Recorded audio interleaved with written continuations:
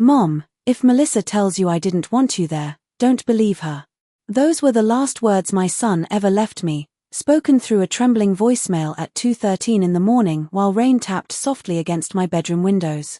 I didn't hear the message until the next day because I'd fallen asleep in my recliner downstairs with the television still glowing in the dark. At 71, sleep comes strangely sometimes. Too light when you need it most. Too heavy when your heart is already carrying something it can't explain. I remember staring at my phone that Thursday morning, still wrapped in the old grey cardigan Jason bought me 6 Christmases ago. My hands shook before I even pressed play again. Something in his voice felt wrong. Not weak exactly. Just distant. Like he was speaking from behind a locked door. Mom, if Melissa tells you I didn't want you there, the message cut off after that. No goodbye. No explanation. Just silence. I called him immediately. Straight to voicemail. I called again while standing barefoot in my kitchen beside the coffee maker. Then again while staring out at the empty maple trees behind my house in Hartford County. By the 4th call, my stomach had turned cold. Melissa answered on the 5th try. Helen, she said flatly, as though hearing my voice annoyed her. I've been trying to reach Jason, I said quickly. I got a voicemail from him last night. Is he okay? There was a pause on the other end. Not grief. Not hesitation. Just irritation. Then she sighed softly and said the words that split my life clean in half. Jason passed 3 days ago. I stopped breathing for a moment. The coffee mug slipped from my hand and shattered across the kitchen tile. What? I whispered.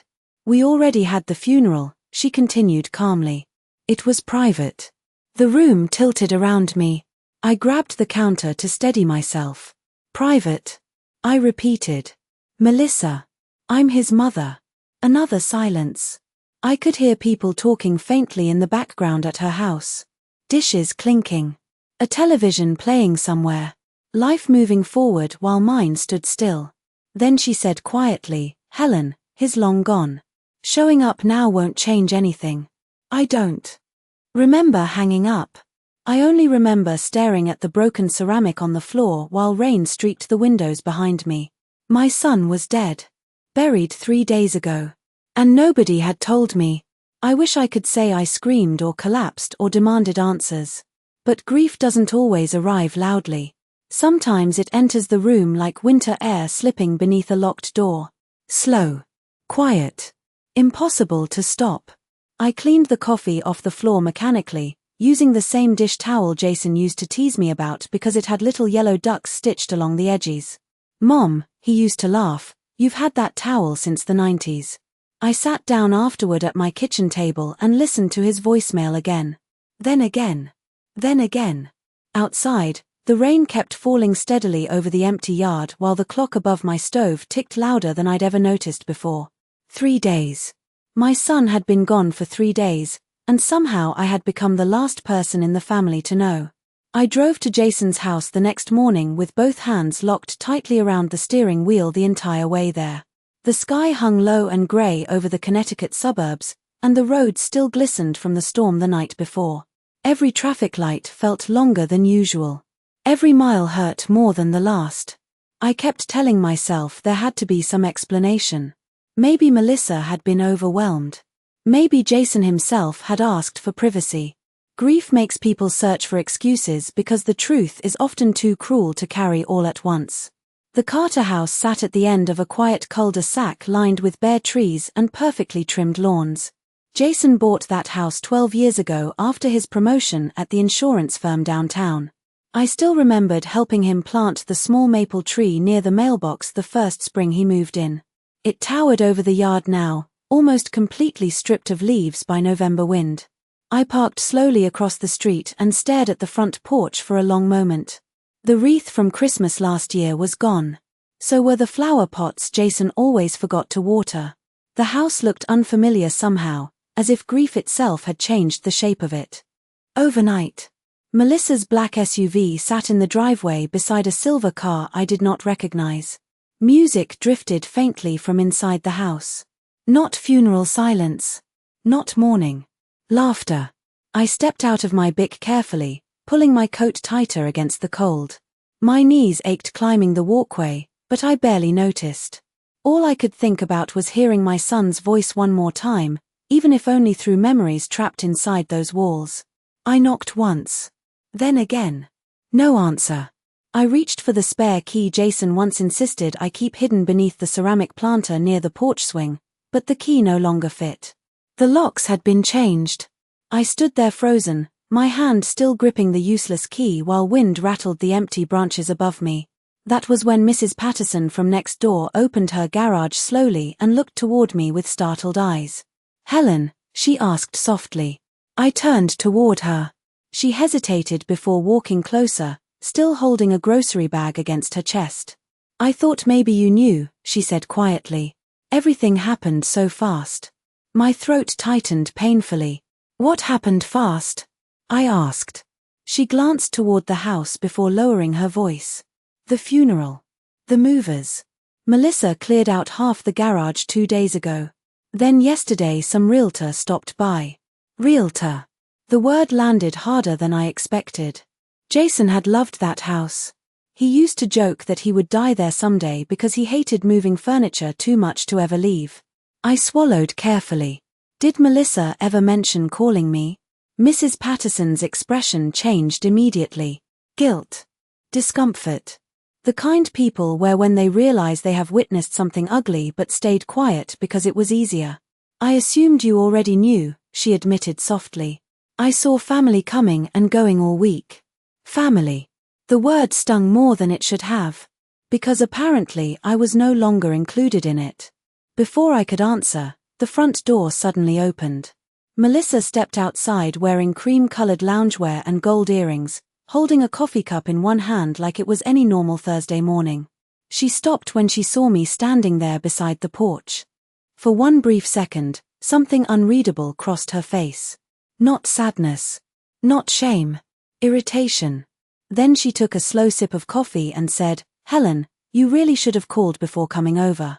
Melissa stood there calmly sipping coffee while cold wind moved through the porch columns behind her. I remember staring at her earrings because they caught the morning light in a way that felt almost cruel. Tiny gold hoops Jason had given her years ago for their anniversary. I knew because he had called me from the jewelry store asking if they looked too expensive. "She deserves something beautiful," he had said back then with that soft laugh of his. Standing there now, I wondered if he had realized how much beauty could hide. "I did call," I answered quietly. 5 times. Melissa leaned one shoulder against the doorway. "I have been busy handling everything." Everything. Such a small word for burying someone's entire life. I looked past her into the house. The hallway table Jason built himself was gone. So was the framed wedding photograph that used to hang beside the staircase. Even the living room looked different somehow. Empty in the wrong places. "I would like to come inside," I said finally. Her expression tightened almost invisibly. "Now is not a good time."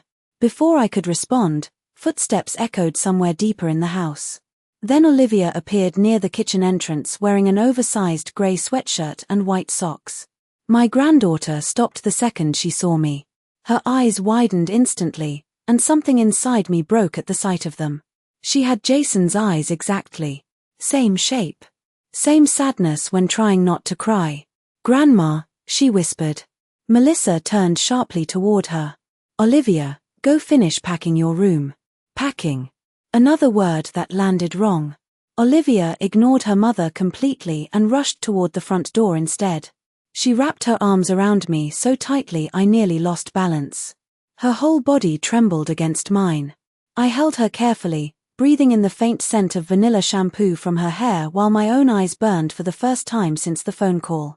"I did not know how to reach you," Olivia whispered shakily. "Mom took Dad's phone."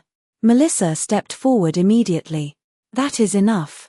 But Olivia pulled back and looked directly at me with tears spilling down her pale cheeks. "Dad kept asking for you," she said. The world seemed to stop moving. Even the wind disappeared. "Olivia," Melissa warned sharply. "Go upstairs." My granddaughter flinched at the sound of her mother's voice but did not move right away. She lowered her eyes toward the porch floor. He was awake the night before, she whispered softly. He wanted to call you himself. I felt my knees weaken slightly beneath me. Jason had wanted me there. The voicemail had not been confusion. It had been a warning. Melissa folded her arms tightly now, the calm mask on her face beginning to crack around the edges. Jason was very sick, she said coldly. He was not thinking clearly near the end. Near the end. I hated those words immediately. They sounded rehearsed. Clean. Convenient. I looked at Olivia again. Sweetheart, I asked gently, why did nobody tell me about the funeral? Olivia hesitated. Just long enough. Then she glanced nervously toward her mother before answering in almost a whisper. Mom said it would only make things harder. Harder for who? The question sat heavily inside me, unanswered. Melissa opened the door wider then, but not as an invitation. More like someone trying to control a scene before it slipped away from them entirely. Helen, she said tightly, I think it is best if everyone has some space right now. Space. Another careful word. Another polite way of saying you no longer belong here. But as I looked past her into my son's half-empty house, I noticed something else that made my stomach tighten instantly. Beside the staircase sat 3 large cardboard boxes sealed with thick packing tape. Written across one side in black marker were 2 words I recognized immediately. Jason's office. That night I could not sleep at all. The house felt too quiet after everything Olivia had told me. I sat alone in my living room with only the lamp beside my recliner turned on, listening to the old grandfather clock tick steadily near the stairs. Jason bought me that clock 15 years ago after my husband passed away. A house should never sound empty, Mom, he had said while helping me set it up in the corner by the fireplace. I remember laughing because the thing was nearly impossible to move through the front door. Now every tick sounded heavier somehow, like time itself was trying to remind me how much had already been taken. Around midnight I made myself tea I never drank. The mug sat untouched on the side table while I replayed Jason's voicemail again and again. Each time I listened, I noticed something different. His breathing. The tremble in his voice. The pause before he mentioned Melissa's name. It did not sound like a confused man speaking nonsense. It sounded like someone trying to reach me before he ran out of time. I closed my eyes and thought back over the last few years, searching through memories I had ignored because mothers sometimes choose peace over truth. Melissa had not always been openly cold toward me. In the beginning she was polished. Careful. The kind of woman who smiled while measuring every word another person spoke. She sent handwritten thank you cards after holidays and brought expensive wine to family dinners even though nobody drank much wine except her. Jason seemed happy then, or at least I believed he was. But little things changed after Olivia was born. Melissa started cancelling visits at the last minute. Christmas dinners became shorter. Birthdays moved to restaurants where conversations never lasted long enough to become real. Jason still called me every Sunday morning for years without fail. Then suddenly the calls became rushed. Interrupted. Sometimes Melissa would answer his phone instead and tell me he was busy. He has a lot on his plate right now, Helen. That sentence became one of her favorites. I remember one Thanksgiving 5 years earlier when Jason arrived alone to pick up the pecan pie I had baked. He looked exhausted standing in my kitchen. Older somehow. There were dark circles beneath his eyes, and he kept checking his watch every few minutes. Everything okay? I asked him quietly while wrapping the pie in foil. He forced a smile too quickly. Just work stuff. But as he reached for the pie carrier, his sleeve slid back slightly and I noticed a hospital wristband still attached loosely around his wrist. He covered it immediately. Jason, I said softly, were you at the hospital? Before he could answer, his phone rang. Melissa. I knew because his entire expression changed the moment he saw her name. Not warmth. Tension. He stepped outside to answer and stayed there nearly 10 minutes in the cold while steam from his breath drifted through the porch light. When he finally came back inside, he looked embarrassed. I have to go, he muttered quickly. I never forgot the way he hugged me before leaving that night. Tight. Lingering. Like someone already halfway underwater. At the time I convinced myself I was imagining things. Mothers do that sometimes. We tell ourselves our children are tired instead of unhappy because the truth hurts too much. But sitting alone in my dark living room now, listening to the silence Jason left behind, I realized something that made my chest tighten with dread. Melissa had not pushed me out of Jason's life overnight. She had been slowly erasing me from it for years. 3 days after I stood on Melissa's porch, I received a phone call from a number I did not recognize.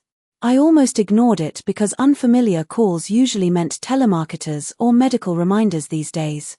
But something made me answer at the last second while I was folding laundry in the hallway. "Mrs. Carter?" a man asked carefully. His voice sounded older. "Professional." "Yes," I replied. There was a brief pause before he continued. "My name is Martin Doyle. I was Jason's attorney." I sat down slowly on the edge of my bed without even realizing it. Jason had mentioned Martin a few times over the years whenever paperwork or taxes stressed him out. "I have been trying to reach you since Monday," Martin said quietly. "Melissa informed me you were out of state." I closed my eyes for a moment. Another lie. Small enough to sound harmless. Sharp enough to cut anyway. "No," I answered softly. "I have been here the entire time." Silence settled heavily between us. Then Martin cleared his throat carefully. "Mrs. Carter, I believe there are several matters concerning your son that you deserve to know about." We agreed to meet the next morning at his office in downtown Hartford. I barely slept that night. Rain tapped lightly against the windows again while cold November wind rattled the gutters outside my house. By morning the sky had cleared into that pale grey color New England gets before winter truly arrives. Martin's office occupied the second floor of an old brick building near the courthouse square. The lobby smelled faintly like dust, old paper, and coffee that had sat too long on a burner. Martin himself looked to be in his late 60s, with silver hair and tired blue eyes behind thin glasses. The moment I walked into his office, he stood immediately and shook my hand with both of his. Not out of politeness. Sympathy.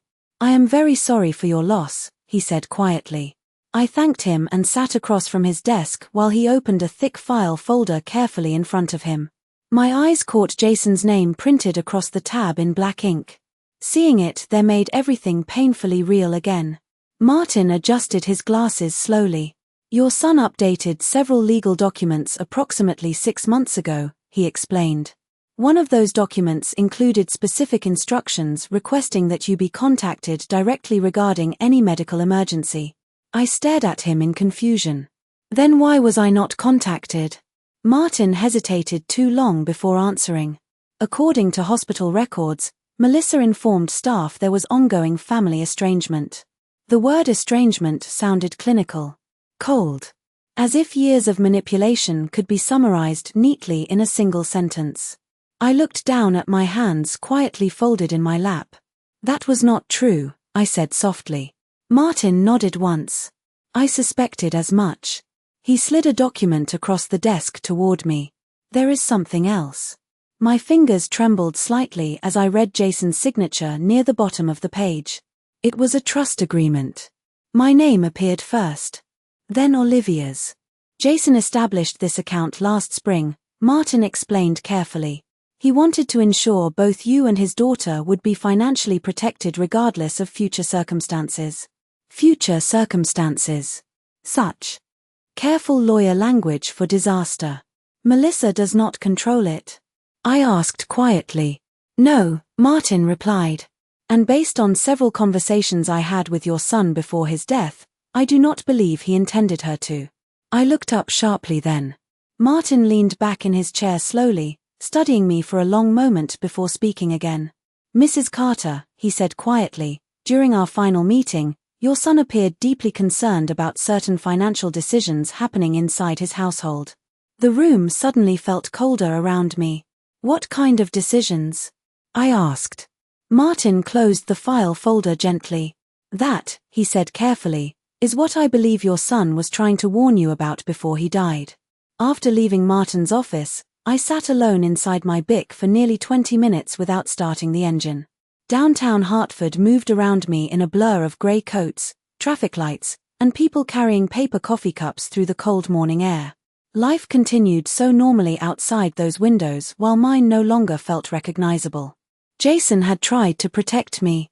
Even near the end, when he was sick enough to leave trembling voicemails in the middle of the night, he had still been trying to reach me. That realization hurt more than I expected. Because it meant he had been alone in ways I never fully understood. I drove home slowly through narrow streets lined with bare trees and old stone churches darkened by years of winter storms.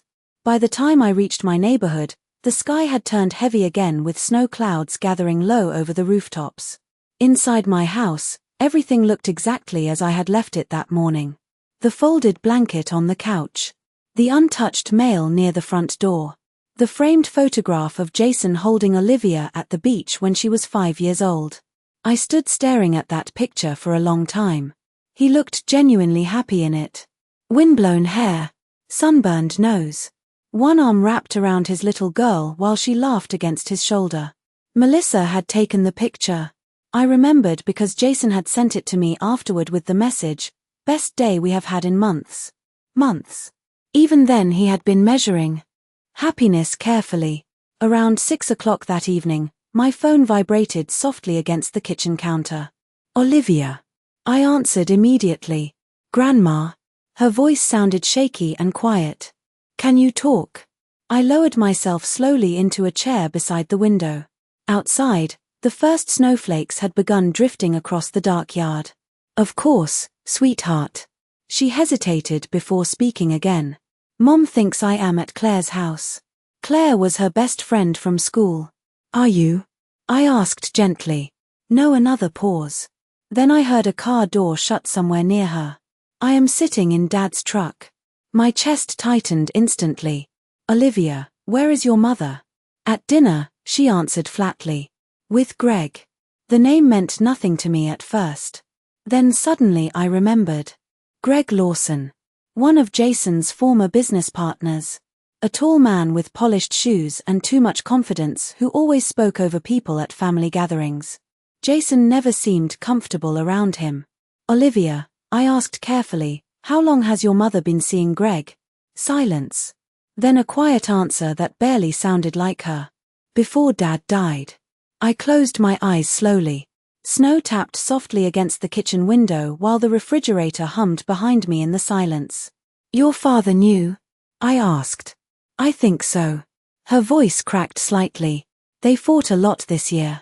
I pictured Jason standing alone in that big house carrying illness, betrayal, and fear all at once while the people around him pretended not to notice. There is something else, Olivia whispered suddenly. Dad hid papers in the garage. My hand tightened around the phone. What kind of papers? Financial stuff. Dad said if anything happened to him, I should tell you. My heart began beating harder now. Did your mother find them? I do not think so. I could hear nervous movement inside the truck. Grandma. Mom has been selling things really fast. Dad's watches. His office furniture. Even the boat. The boat. Jason loved that old fishing boat more than almost anything. He spent years restoring it himself on weekends. She told everyone she needs the money, Olivia continued quietly. But Grandma. Dad already had money. I stared out at the falling snow while cold realization settled heavily into my chest piece by piece. This was never just about grief. Melissa was clearing out Jason's life like someone racing against time before the truth could catch her. 2 days later, Olivia met me behind a small diner off Route 44 just outside West Hartford. Snow from the previous night still clung to the edges of the parking lot in dirty grey piles, and cold wind pushed loose receipts across the pavement like tiny ghosts. I arrived early and waited inside my car with the heater running low while watching the entrance nervously. Every passing minute made me more uneasy. Olivia was only 17. She should have been worrying about school dances and college applications, not sneaking around parking lots because she was afraid of her own mother. When she finally appeared, wearing a navy winter coat and carrying her backpack tightly against her chest, I almost did not recognize how exhausted she looked. The girl who used to run laughing through my backyard chasing fireflies had disappeared somewhere over the last year. She slid quickly into the passenger seat beside me and locked the door immediately afterward. Did anyone see you? I asked softly. She shook her head. Mom thinks I am studying at the library. Her voice sounded hollow from lack of sleep. I handed her a hot chocolate I had bought from the diner 15 minutes earlier. She wrapped both hands around the cup but did not drink it. For a moment neither of us spoke. Snow drifted lightly outside while an old pickup truck idled near the gas station across the road. Finally Olivia reached into her backpack and pulled out a small metal key attached to a faded red keychain. I recognized the keychain instantly. Cedar Lake Marina. Jason kept his fishing boat there every summer. Dad gave me this in September, she whispered. He told me not to tell Mom. My pulse quickened slightly. What does it open? A storage locker at the marina. She swallowed hard before continuing. Dad said if anything happened to him, I should bring you there. The cold inside the car suddenly felt sharper. Did he say why? Olivia nodded faintly. He said there were things Mom could not find. We drove to Cedar Lake in silence. The marina sat nearly deserted this time of year, with empty docks stretching over dark freezing water beneath a colorless sky. Most of the boats had already been covered and stored away for winter. Jason loved this place. He used to bring Olivia fishing there every August, waking before sunrise just to watch fog drift over the lake while drinking terrible gas station coffee from paper cups. I remember him once telling me it was the only place he could still think clearly. The storage lockers stood behind the main office beside a chain-link fence dusted with snow. Olivia led me quietly to Unit 214. Her hands trembled as she unlocked it. Inside sat only a small desk, several cardboard boxes, and a grey fireproof safe no larger than a microwave. Dust covered everything lightly, as though Jason had prepared this place carefully but never returned. Olivia pointed toward the safe. Dad said you would know the code. I stared at her blankly for a second before understanding hit me all at once. My birthday. I knelt slowly in front of the safe and entered the 6 digits with shaking fingers. The lock clicked open immediately. Inside were folders, bank statements, property records, insurance documents, and on top of everything rested a sealed white envelope with my name written across the front in Jason's handwriting. Seeing those familiar uneven letters nearly shattered me right there on the concrete floor. I opened it carefully while Olivia stood silently beside me. Inside was only one page. Mom, if you are reading this, it means I ran out of time. Melissa cannot know about the accounts or the transfer papers. I tried fixing things myself first. I was wrong to wait this long. Protect Olivia. And please forgive me for letting you carry this alone. I had to stop reading because my vision blurred completely. But before I folded the letter shut again, one final sentence near the bottom caught my eye and turned the entire room cold around me. Greg knows everything.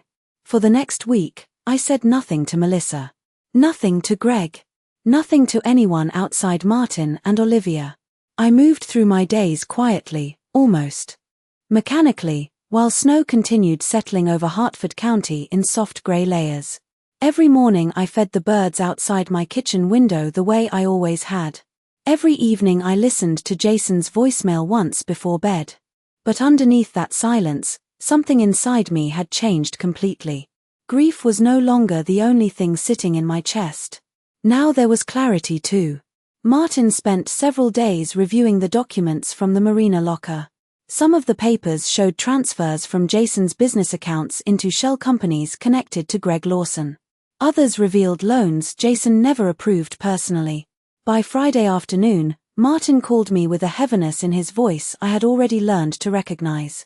Mrs. Carter, he said carefully, your son was preparing legal action before his death. I sat at my dining room table staring at snowfall outside the window while his words settled around me.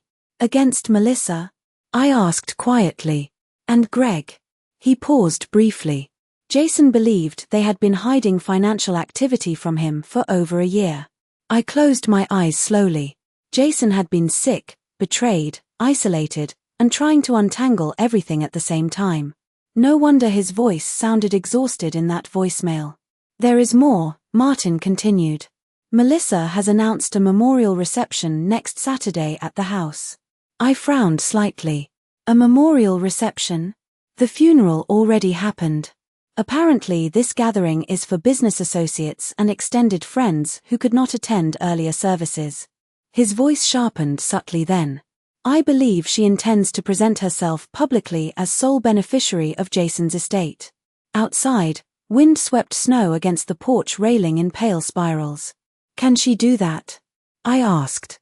Not if the documents we found are introduced first. That Saturday arrived bitterly cold. Ice coated the sidewalks, and the bare branches around Jason's neighborhood glittered under a pale winter sun. I parked halfway down the street and sat inside my car for several minutes before stepping out.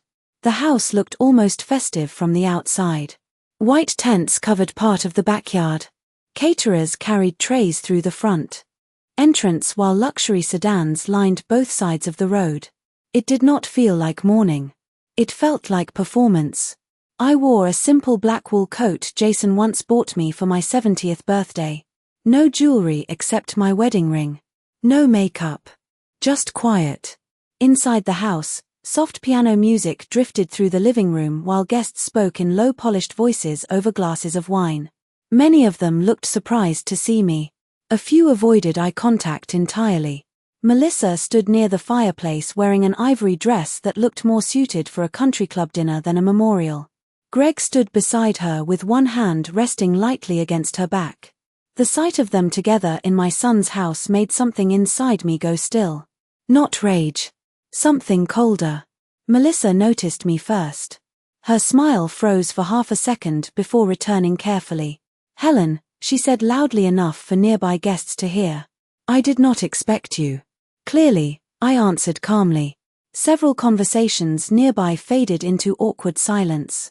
Greg stepped forward then, offering the kind of practiced sympathy wealthy men use when they want witnesses to admire them. Mrs. Carter, he said smoothly, Jason spoke about you often. I looked directly at him. I know. The room felt quieter now. Tighter somehow. Melissa picked up her champagne glass and forced another smile. Today is about celebrating Jason's memory. Is it? I asked softly. Before she could answer, the front door opened again behind me. Martin Doyle stepped inside carrying a dark leather briefcase dusted lightly with snow. The expression on Melissa's face changed instantly the moment she saw him. Not grief. Not surprise. Fear. The room stayed completely silent as Martin removed several folders from his briefcase and placed them carefully on the dining room table beside the untouched trays of catered food. Snow drifted steadily outside the windows behind him while guests exchanged nervous glances around the house. Melissa recovered first. Martin, she said with forced calm, this is neither the time nor the place. Actually, he replied evenly, your husband anticipated this exact gathering. Greg stepped closer immediately. I think everyone here should respect the family's privacy. Martin looked directly at him. That may have been possible before your name appeared inside multiple unauthorized financial transfers connected to Jason Carter's business accounts. A ripple of quiet shock moved through the room. Melissa's face drained of color so quickly it almost frightened me. For the first time since Jason died, she no longer looked composed. She looked cornered. I stood near the fireplace without speaking while Martin calmly opened one folder after another across the table. Statements. Transfer records. Property filings. Signed declarations Jason prepared weeks before his death. Guests who moments earlier had been sipping wine now stood frozen beside half-finished conversations and untouched desserts. Nobody looked comfortable anymore. Olivia appeared silently near the staircase then, still wearing the same navy sweater from school. She looked at me first before walking downstairs slowly. Melissa noticed her immediately. Olivia, she snapped sharply, go upstairs. But Olivia did not move. Instead she walked directly toward Martin and handed him a small silver flash drive from her pocket. Dad wanted this protected too, she said quietly. Greg swore under his breath. Martin inserted the drive into his laptop without another word. Seconds later, Jason's face appeared on the television mounted above the fireplace. The entire room stopped breathing. He looked thinner than I remembered. Pale. Tired. But clear. Completely clear. Jason adjusted the camera slightly before speaking. If this video is being watched, he said slowly, then I was probably too late to fix things myself. Melissa turned away instantly. Greg moved toward the television as though considering unplugging it, but several guests were already watching him closely now. Jason continued speaking calmly. My mother was intentionally kept away from me during my illness. That was never my choice. My chest tightened painfully hearing his voice fill the room again. Olivia began crying quietly beside me, but she kept her head high.